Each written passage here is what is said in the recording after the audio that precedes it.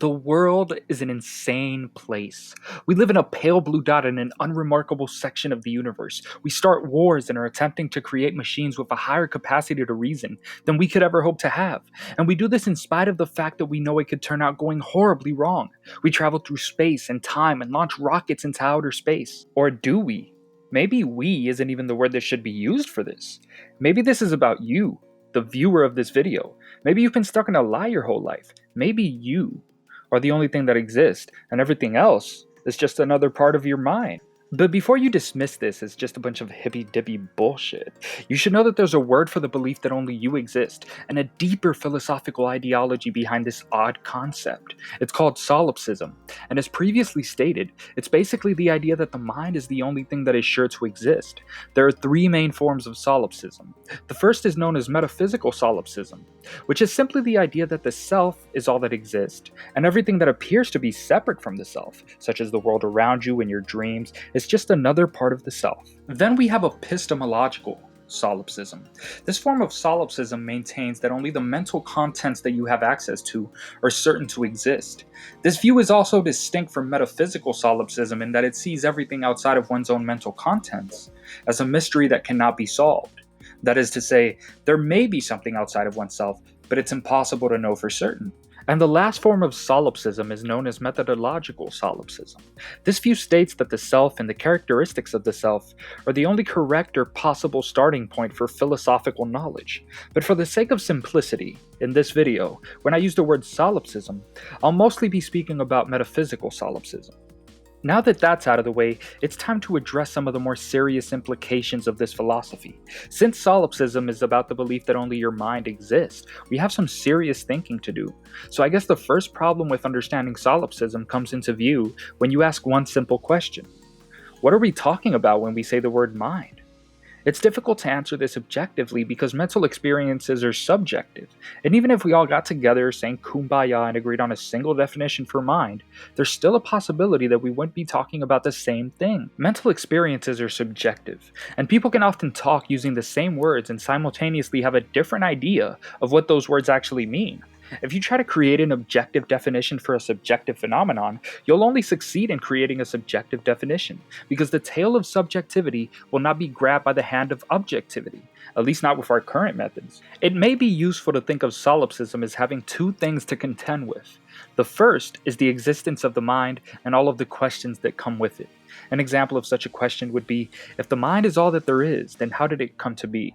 And the second would be an explanation for everything that appears to be separate from the mind, even if it actually isn't. Examples of things that appear to be separate from the mind include all of your sensory perceptions, your dreams, and if you wish to push things a little bit further, your thoughts. I know it sounds ridiculous, but some people feel this to be the case. There are those who get into a deep meditative state and don't feel as if they are the ones making their own thoughts come up. They feel as though they just sit there, meditate, and the thoughts come up all by themselves. In other words, some people that have this experience while meditating think that they have no control over the thoughts that come into their consciousness. So now that you have an example of how an experience could lead someone to doubt the source of their own thoughts, we can start to talk more about why someone might agree or disagree with the concept of solipsism. Much of our assumptions come from our experiences, or at least influenced by them to one degree or another. In the example we discussed earlier about the meditator, who through the act of meditating comes to believe that his thoughts are not created by him, we can see how someone's experiences might influence their thoughts about many things, if not everything. If the meditator had never meditated before, he might never have come to the conclusion that his thoughts come and go and do so in a manner that is out of his control. Another example of this would be someone who takes a psychedelic compound and experiences the disappearance of her ego.